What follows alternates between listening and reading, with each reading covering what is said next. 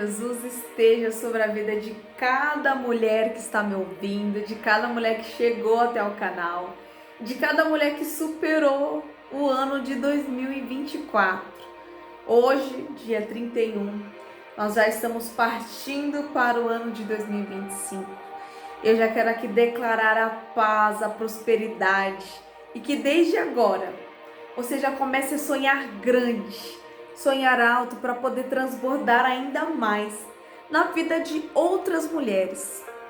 Mas antes de 2025 já começar para algumas mulheres, para mim eu já declarei que começou. Eu quero fazer uma pergunta para você. Quais foram as promessas que você recebeu na sua vida? Que você pensou assim, eita, eu recebi essa promessa e vai ser desse jeito, vai ser nesse rio, vai ser essa empresa, vai ser essa família, vai ser desse jeito.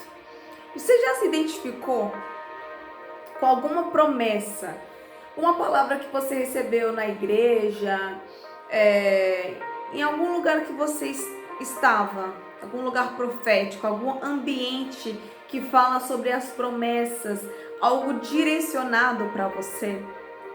Por que eu estou dizendo isso? Há algum tempo atrás eu me identificava muito com a história de José. Eis que lá vem o sonhador. E eu falei assim, em algumas partes eu até me encaixo com a história de José. Mas eu não suportaria nem ser vendida pelos meus irmãos. Quem dirá por todo o processo que José, o sonhador, passou.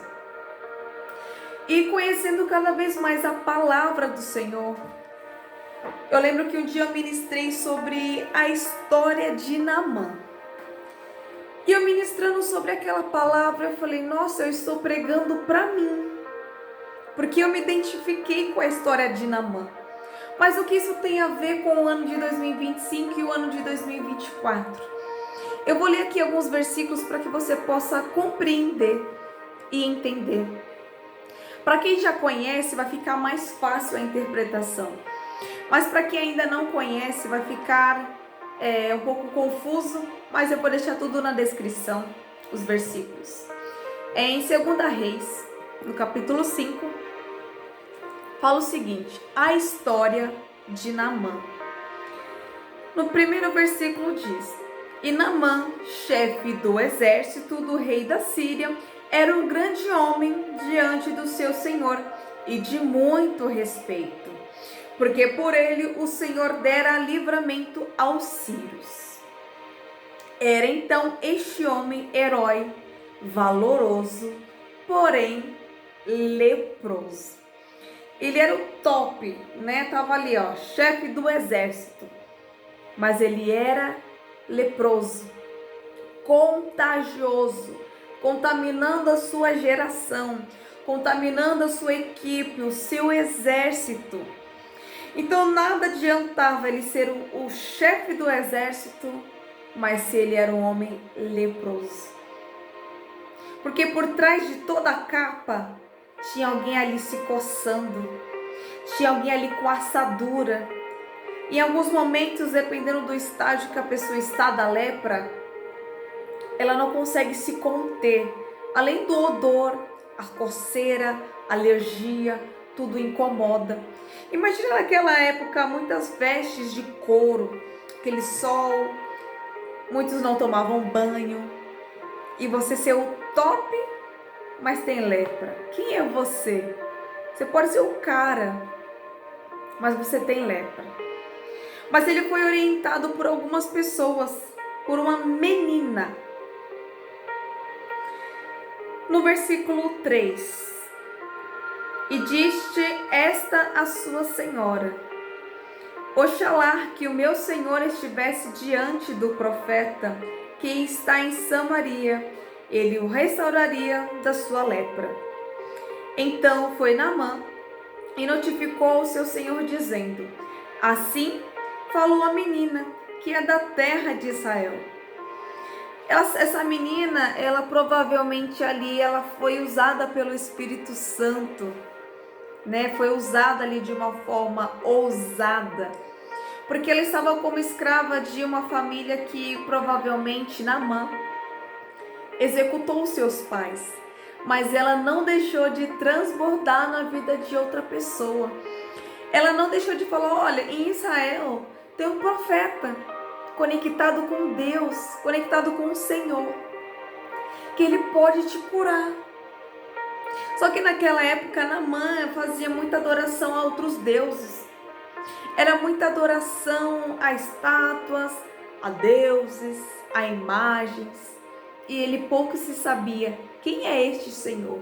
Quem é este profeta que pode me livrar de uma lepra? Se eu sou o chefe e até agora ninguém me curou, ninguém me deu um remédio que me curasse. Eis que eu, Naamã, vai até Israel novamente com seu exército. Mas dessa vez não para matar. Foi para ali, as suas próprias batalhas internas. Indo muito adiante, no versículo 10, fala o seguinte: então Eliseu, o profeta, lhe mandou um mensageiro dizendo: vai e lava-te 7 vezes no Jordão, assim a tua carne será curada e ficarás purificado. Naamã voltou para Israel já sabendo que ele ia receber uma palavra, que ele ia receber uma cura. Então, na mente de Naamã, ele pensou da seguinte forma: bom, já que eu tenho lepra, sou o chefe do exército, eu vou chegar lá. O profeta, o qual diz tem um Senhor que vai me curar, ele vai colocar a mão sobre o meu corpo e vai falar: está curado. Mas não foi desse jeito. E por que eu me identifico com a história de Naamã? Porque quantas vezes eu já recebi a promessa do Senhor e pensei: nossa, é o meu momento, é a minha hora de brilhar, é o meu momento de ser curada, é o meu momento da minha empresa estar por todos os lados. E não foi assim. Tudo que eu pensei virou frustração. Porque eu entendi, que eu não entendia naquela época, que não era sobre como eu queria que iria acontecer. É sobre como o Senhor já tinha declarado todos os passos até chegar na promessa. E é claro que diante disso, Naamã se enfureceu, mas eu sou o chefe. Eu sou o chefe. Eu tenho que ser tratado diferente. Bastava você colocar a mão que eu seria curado. Então eu vou repetir novamente no versículo 10. Então Eliseu, o profeta, lhe mandou um mensageiro dizendo: vai e lava-te 7 vezes no Jordão. Assim a tua carne será curada e ficarás purificado. Versículo 11.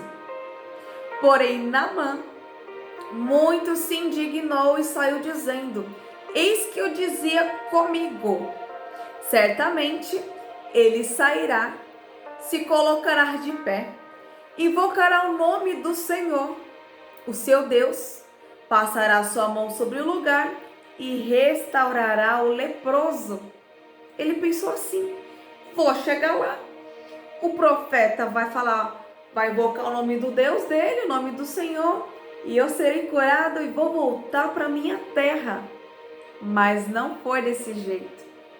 E veio a frustração de Naamã, porque não foi como ele pensou, não foi do jeito que ele pensou, não foi no tempo que ele pensou. E o pior, o profeta Eliseu, ele nem sequer foi a Naamã, ele mandou um mensageiro levar a palavra. Nem o profeta Naamã conseguiu ver. Foi tudo diferente. E Naamã já se irritou, se irou e se frustrou. Assim como já aconteceu comigo, eu falo de mim. Eita, recebi a promessa, vai acontecer. Na minha mente, muito criativa, eu já trilhava. Vai ser desse jeito, nesse caminho, essas pessoas, esses lugares, e acontecia tudo diferente. Acontecia, e vai acontecer muita promessa, mas não no meu tempo, não do meu jeito. E continuando, versículo 12. Não são porventura Abana e Farpar, rios de Damasco, melhores do que todas as águas de Israel? Não me poderia eu lavar neles e ficar purificado? E voltou-se e foi indignado. Antigamente os melhores rios eram de Damasco, Abana e Farpar. Ele pensou, bom, então pelo menos vai ser os melhores rios de Israel, porque eu vou mergulhar e pelo menos vai ser as melhores águas, as águas purificadas, as águas onde pessoas pessoas diferentes vão até aqueles rios. E ele se indignou, se frustrou pela segunda vez. Não foi como ele pensou, não foi os melhores rios que ele precisava mergulhar. Ele se frustrou de novo, ficou irado. Imagina naquela época, o chefe não vai ficar ali nos melhores rios, vai ter que mergulhar em um rio com águas quentes, com águas que não eram tão purificadas na mentalidade dele. No versículo 13. Então chegaram-se a ele os seus servos, os servos de Naamã, e disseram: se o profeta te disse alguma grande coisa, porventura não a farias? Você não vai fazer o que o profeta disse. A gente se deslocou até Israel e você não vai fazer o que ele está dizendo. Ele foi orientado por 3 pessoas. Pela menina, que era a serva da sua esposa, pelo mensageiro do profeta e pelos seus servos. Falou, poxa, a gente veio até aqui. Você recebeu a palavra e você não vai obedecer, é a sua cura, é o seu interior, é sobre você. E continua no versículo 13. Quanto mais dizendo-te ele, lava-te e ficarás purificado. Se foi essa a palavra, mergulha 7 vezes neste rio e ficarás purificado. Versículo 14. Então Naamã desceu e mergulhou no Jordão 7 vezes, conforme a palavra do homem de Deus, e a sua carne tornou-se como a carne de um menino e ficou purificado. Ponto final. Ponto final. A promessa, a palavra se cumpriu. Só que diante desses 7 mergulhos, claro que para ele o melhor foi o final, a vitória, o mergulho da vitória. Mas Deus tratou com ele o seu emocional, o seu orgulho. Nesses 7 mergulhos não foi à toa, porque ele poderia ter dado um mergulho e ter sido curado, purificado. Mas a palavra foi 7 vezes. Mergulhe 7 vezes no Rio Jordão. Ele foi 1, foi 2, foi 3, foi 4. No 4º mergulho, a confiança foi chegando. Ufa, falta só mais 3 mergulhos e eu serei curado. Eu serei purificado da lepra. E cada vez mais ele estava ali com fé. Opa, 4 mergulhos, 5 mergulhos, 6 mergulhos, 7 mergulhos. A confiança foi vindo, mas primeiro precisou ser tratado o emocional. O orgulho, as correntes, a soberba, porque ele era o chefe. Mas independente de quem você é ou não, para Deus você vai ser a menina dos olhos do Senhor.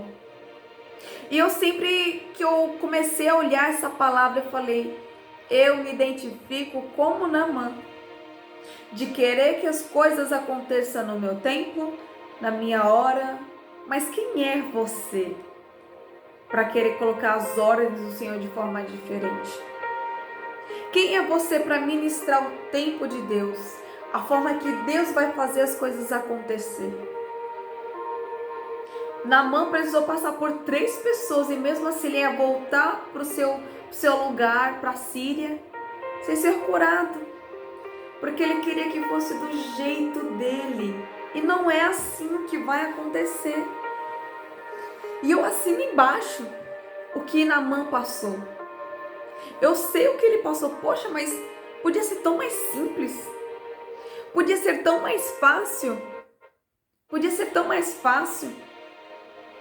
Podia ser tão mais leve.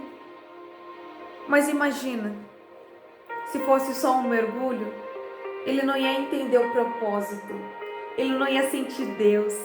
Ele não ia sentir a ousadia de Deus. Ele não ia sentir segurança na palavra. Então, quando você receber uma promessa, independente se já se passaram 10 anos, 5 anos, alguns muitos anos, respeite o processo. Eu falo isso assim com leveza porque eu sei e eu entendo que Naamã passou. 7 mergulhos poderia ter sido um mergulho só. Só que Naamã, ele queria que a cura fosse apenas da lepra, aquilo que as pessoas podiam ver. Mas Deus, ele quer curar aquilo que ninguém pode ver. Deus, ele quer curar tudo aqui dentro, primeiro para depois aparecer. Porque a gente só vai no médico quando a gente já começa a suar o nariz, quando as pessoas já estão vendo. Nossa, tá espirrando demais, tá tossindo demais. Enquanto ninguém está vendo, você nem se preocupa em se cuidar, nem se preocupa em fazer. Mas quando as pessoas estão vendo a sua lepra, você se coçando, eu preciso de alguém. Foi difícil para Naamã, foi difícil para mim entender que a palavra, ela tem todo um caminho, tem toda uma caminhada. Aquilo que podia ser um mergulho se tornaram 7 mergulhos, 7 anos, 7 meses, 7 dias, 7 segundos, 7 minutos, 7 horas. Talvez você vai ter que dar mais de um mergulho para as promessas acontecerem e descansar o seu coração. No primeiro mergulho, vai com fé. No segundo mergulho, vai com mais fé. No terceiro mergulho, vai com mais fé, vai com ousadia, vai com alegria, porque você já tem a promessa nas tuas mãos. Se você já tem a promessa, coopera com Deus. É aquela seguinte frase: Deus mandou você ir para o Rio Jordão e mergulhar 7 vezes. Mas por que, Deus? Por que não? Vai! Se são 6 mergulhos, vai. Se é um mergulho, vai também. Se é distante, se não é no rio que você queria, no lugar que você queria, a família que você queria, a empresa que você queria, vai, porque você tem a promessa. A partir do momento que você tem a promessa do Senhor, vai. Vai como Naamã, foi difícil para ele ir, mas ele foi e chegou no último mergulho, o mergulho da vitória. É melhor o fim das coisas do que o começo. O começo para todos é difícil, é árduo, é complicado, é doloroso. É doloroso, mas vai. Vai com o Senhor. E mais uma vez, mergulhe quantas vezes forem necessárias. Leve para 2025 a história de Naamã, que se encontra em 2 Reis, capítulo 5, do versículo 1 ao versículo 19, vai ter toda a história completa. Você vai poder interpretar, ler e reler. E vai falar assim: nossa, tô agindo igual Naamã. Quero as coisas do meu jeito, eu quero escolher o rio, eu quero escolher os mergulhos, eu quero escolher que Deus vai colocar as mãos em mim e vou ser curado, eu vou fazer isso e minha empresa vai estar fluindo, eu vou me casar com qualquer pessoa e eu vou ter o casamento dos sonhos, o filho dos sonhos. Não é assim. Não é assim. Todos nós temos o processo, todos nós temos a trajetória. E para 2025, que já está aqui, ó, em algumas horinhas, lembre-se de agir como o Naamã, de decidir dar os 7 mergulhos. Leve os 7 mergulhos para o ano de 2025. Independente se a água for fria, ou morna, ou muito quente, como uma fornalha. Seja obediente. Se você já tem a promessa, seja obediente. Faça a tua parte, que Deus vai fazer a parte dele. Quantos mergulhos você vai precisar dar hoje? Quantos passos você vai precisar mergulhar, andar para acontecer? Dá o primeiro passo, dá o primeiro mergulho. Eu já quero deixar aqui para vocês também os 7 passos da pirâmide do sucesso, que ele tem toda ali uma escala para você conhecer, para você se identificar, que fala sobre você, sobre propósito, chamado, identidade, família, empresa, vendas. Mas primeiro começa com um degrau sobre o seu CPF, o teu propósito, a tua família, a tua empresa e por último, as vendas.